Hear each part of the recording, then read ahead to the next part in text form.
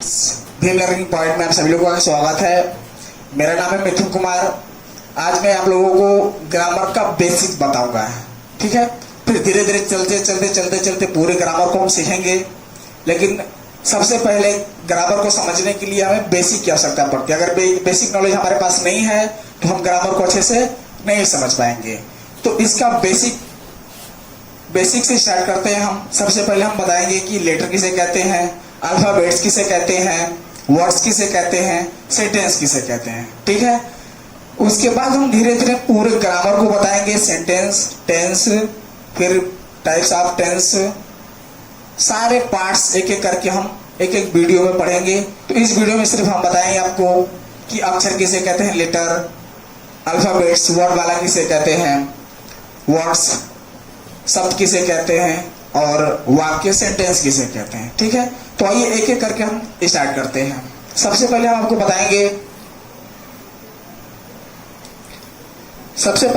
बताएंगे कि लेटर किसे कहते हैं।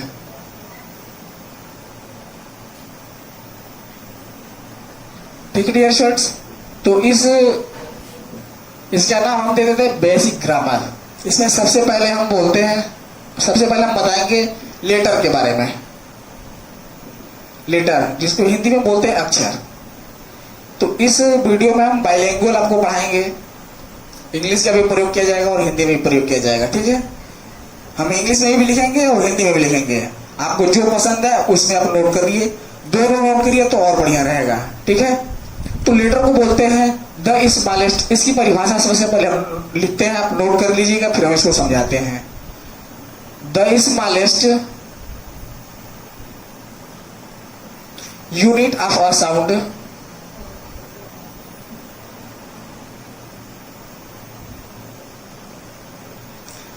the smallest unit of a sound in a moment is called letter.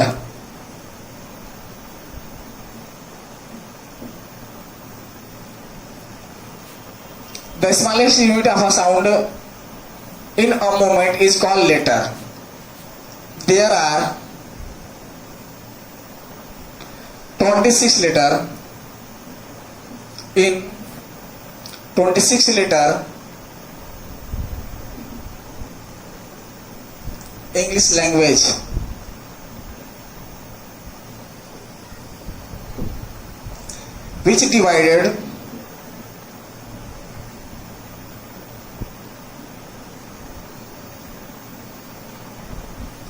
Which divided into two parts.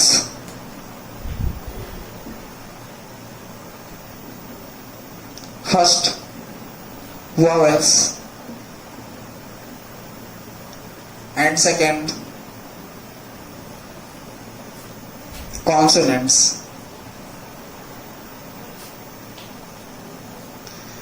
ठीक है डियर स्टूडेंट्स, तो आप लोग इस परिभाषा को, इस डेफिनेशन को नोट कर लें। वॉवेल्स में आते हैं A, E, I, O, U, और vowels and remaining letters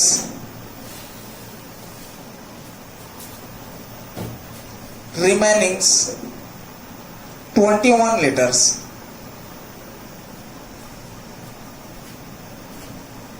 are called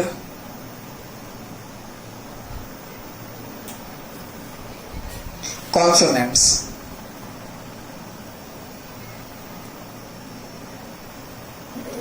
okay dear students, तो आप इस पर डेफिनेशन को नोट कर लें। इसको मैं दोबारा बोल दे रहा हूं अगर राइटिंग समझ नहीं आ रही है तो। The smallest unit of a sound in a moment is called letter. There are 26 letters in English language. यहाँ पर मैं लैंग्वेज लिखना भूल गया हूँ। English language which divided into two parts. First, vowels and second, consonants. Vowels A, E, I, O, U are vowels. And remaining 21 letters, इन पांचों को छोड़कर जितने बचते हैं 21 लेटर जो बच रहे हैं उन्हें हम क्या बोलेंगे, कॉन्सोनेंट्स। ठीक है, तो इसकी हिंदी परिभाषा में बताता हूं, पहले समझा दो उसके बाद बता रहा हूं, इसको नोट कर लें।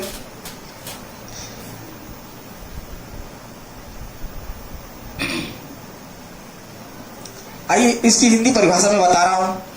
एक क्षण में निकली हुई ध्वनि को अक्षर कहते हैं। आप बोलेंगे सर नहीं समझ में आया, तो आइए फिर मैं समझाता हूं आपको इसको। जैसे मान लीजिए कि आप मेरा नाम ले रहे हैं, मेरा नाम ले रहे हैं मिथुन, तो आप मिथुन जब लिखेंगे या बोलेंगे तो सबसे पहले क्या बोलेंगे आप, एम।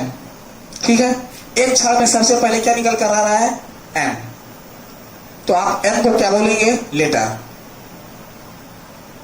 अगर हिंदी में भी बोल रहे हैं, मान लीजिए हिंदी में हमें बोल रहे हैं सर, जब सर बोलेंगे तो सबसे पहले एक क्षण में क्या निकल कर आ रहा है, सर, तो इसको हम क्या बोल सकते हैं, अक्षर। डियर स्टूडेंट्स, मुझे उम्मीद है आपको यहां समझ में आ गया होगा। तो मैं इसकी हिंदी परिभाषा भी बताने जा रहा हूं। अब इसकी हिंदी परिभाषा भी चाहे तो नोट कर सकते हैं। एक क्षण में निकली हुई ध्वनि को अक्षर कहते हैं, या भाषा की सबसे छोटी इकाई को अक्षर कहते हैं, जैसे ए बी सी डी या क ख ग etc। ओके डियर स्टूडेंट्स, मुझे उम्मीद है आप समझ गए होंगे। आइए इसको हम लिख देते हैं, इसकी परिभाषा हिंदी में लिख देते हैं, आप इसको नोट कर लेंगे तो बेटर रहेगा। भाषा की सबसे छोटी इकाई, भाषा की सबसे छोटी इकाई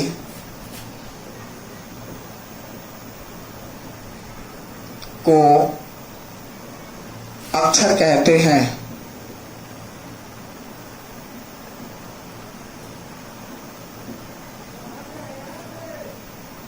यह बहुत छोटे से पढ़ते हुए चले आ गए, जो हम इंग्लिश में परिभाषा लिखे हुए थे उसको हिंदी में हम कन्वर्ट करते हैं। ठीक है, या हम ऐसे कर सकते हैं, इसको याद करके लिख लेंगे कि एक क्षण में निकली हुई ध्वनि, एक क्षण में निकली हुई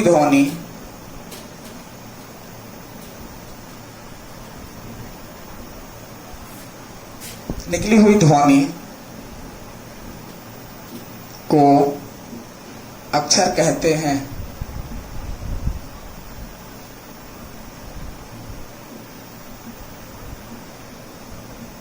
जैसे ए कामा बी कामा सी और जेड तक।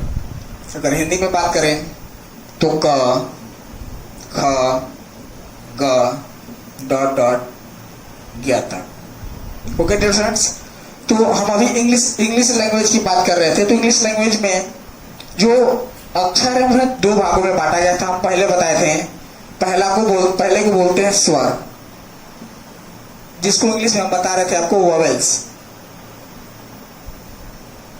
वोवेल्स में आते हैं A, E, I, O, U, और उसके बाद जो हम बताए थे व्यंजन को हम बताए थे इंग्लिश में consonants. A, E, I, O, you को छोड़कर बाकी जितने बचते हैं वो सारे क्या कहलाएंगे, व्यंजन कहलाएंगे। ओके डियर फ्रेंड्स, तो मुझे उम्मीद है कि आपको ये सारी चीजें समझ में आ रही होंगी। इसके बाद हम चलते हैं अल्फाबेट के बारे में।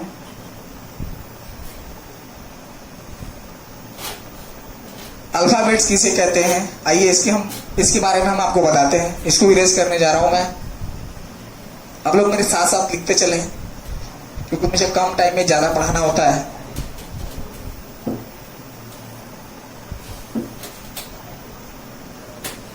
दूसरा है अल्फाबेट।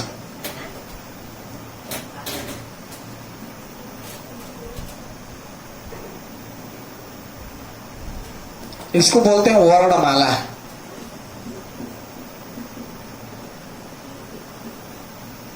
ठीक है डियर स्टूडेंट्स, तो ये कुछ ज्यादा खास बड़ा नहीं है, बस लेटर के समूह को ही, अक्षर के समूह को ही हम क्या बोलते हैं, वर्णमाला बोलते हैं, या बोलेंगे अ ग्रुप ऑफ लेटर, इसको इंग्लिश में लिख सकते हैं अ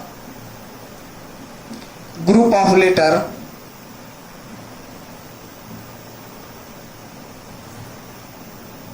is called alphabet.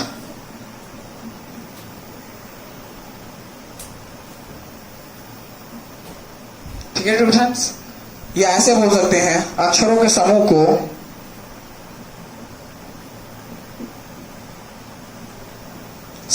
को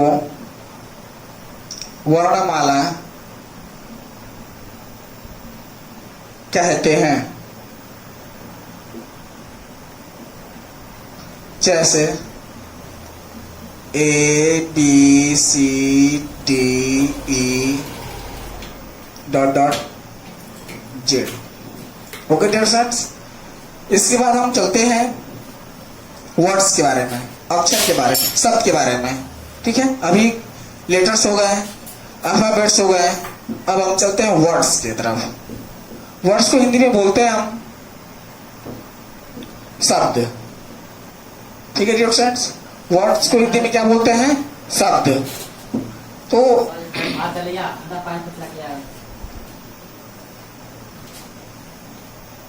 आइए वर्ड्स की तरफ चलते हैं।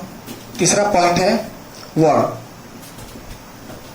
इसको हिंदी में बोलते हैं शब्द। ठीक है डियर स्टूडेंट्स, ये कुछ है नहीं, बस अक्षरों के समूह को हम क्या बोल दिए हैं, वर्ड बोल दिए हैं। तो इसको हम कैसे परिभाषा में बताएंगे, कैसे परिभाषा में बताएंगे, ये इसको हम लिख देते हैं, आप नोट करते चले, फिर हम समझाते हैं। A combination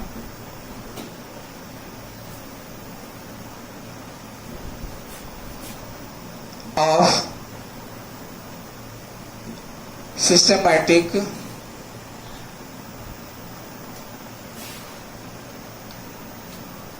a combination of systematic letter is called word। ठीक है, इसकी हिंदी परिभाषा होती है,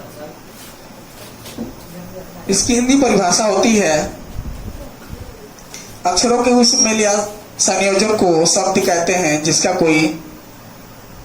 कोई अर्थ हो, इज कॉल्ड लेटर। या इसको ऐसा लिख सकते हैं कि a combination of many letters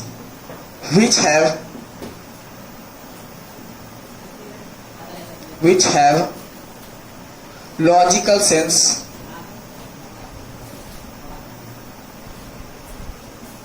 or meaning is called word। ठीक है डियर स्टूडेंट्स, तो आप इस परिभाषा को नोट कर लें, इस डेफिनेशन को नोट कर लें। मैं इसकी हिंदी डेफिनेशन लिखने जा रहा हूं। इसकी हिंदी परिभाषा होगी अक्षरों के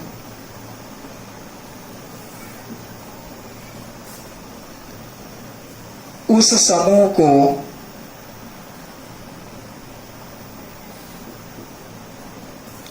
समूह को शब्द कहते हैं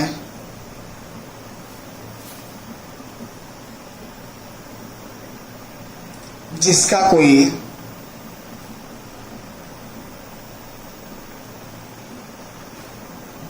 कोई अर्थ या भाव हो। आप बोलोगे सर अर्थ या भाव का मतलब, तो आइए इसको हम बताते हैं। अर्थ या भाव का यहाँ सेंस क्या निकल कर आता है। जैसे हम यहाँ पे लिख दिए क माल, ये तीनों क्या है, ये भी अक्षर है, ये भी अक्षर है और ये भी अक्षर, ये तीनों अक्षर मिलकर क्या बना दिए, एक शब्द बना दिए। तो इसको हम क्या बोल रहे हैं, शब्द बोल रहे हैं। ये क्या है, करेक्ट है। अगर इसी अक्षर को हम इधर उधर कर दें, ये सिस्टमैटिक है। ठीक है, अगर इसको हम इधर उधर कर दें तो तो इसका कोई ना तो सेंस निकलेगा, ना ही तो कोई भाव निकलेगा। जैसे इसी अक्षर को हम इधर उधर कर देते हैं, जैसे म क ल, तो ये भी अक्षर है, ये भी अक्षर है और ये भी अक्षर है, लेकिन इसका कोई सेंस निकल कर आ रहा है? नो, इसका कोई सेंस निकल कर नहीं आ रहा है, तो ये क्या कहलाएगा? रॉन्ग। ठीक है, तो जिसका कोई अर्थ या भाव हो उसे हम क्या बोलेंगे? शब्द कहते हैं। ठीक है डियर स्टूडेंट्स, इसका एग्जांपल आप नोट कर लीजिए।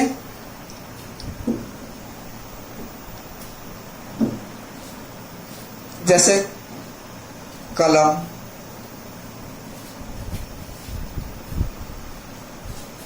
बेंच, बैग, ये सारे क्या हैं? शब्द हैं। या इंग्लिश में बात करें, स्काई या क्लाउड या हम इसको बोल सकते हैं बॉल। ETC से बहुत सारे ऐसे जिन्हें हम शब्द कहते हैं। ठीक है डियर स्टूडेंट्स, तो आप इसको नोट कर लीजिए। अभी मैं इसको इरेज करने जा रहा हूं और अगले पॉइंट की तरफ मैं चलूंगा जिसको हम बोलेंगे सेंटेंस। ठीक है, चलिए अब मैं इसको इरेज करने जा रहा हूं। आप लोग मेरे साथ साथ नोट करते चलें।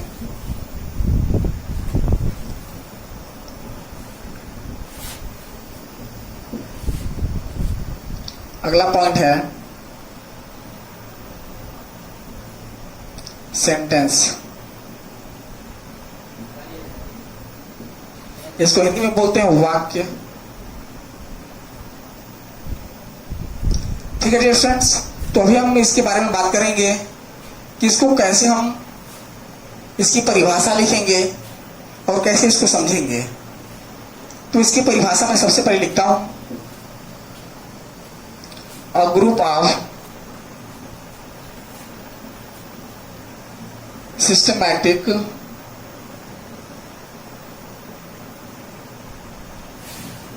words which have logical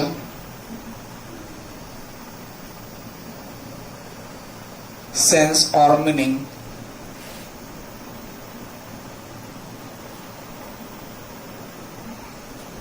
is called sentence।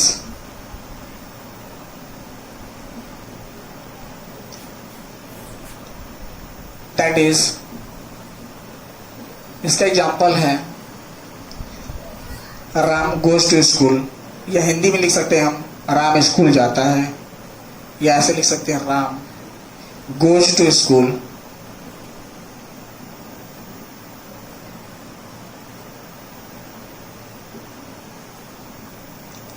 Okay dear students, अब इसका ही मैं हिंदी परिभाषा लिखने जा रहा हूं, इसको भी आप नोट कर लें।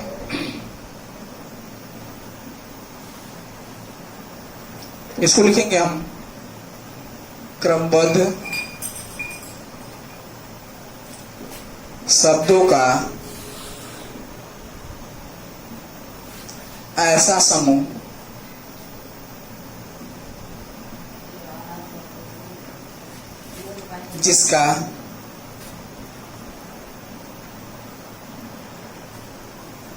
जिसका कोई तर्कसंगत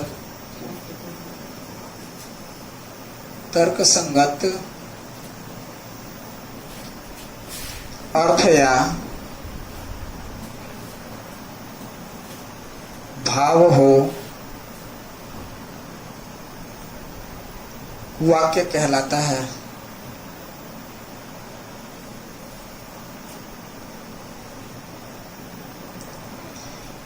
जैसे राम स्कूल जाता है। तो आप बोलोगे कि सर यहाँ पे क्रमबद्ध और यहाँ पे अब लिखे हैं तर्क संगत। इसका मतलब क्या होता है? यहाँ पे अब लिखे हैं सिस्टमैटिक और यहाँ पे लॉजिकल सेंस लिखे हैं। तो इसका मतलब क्या होता है?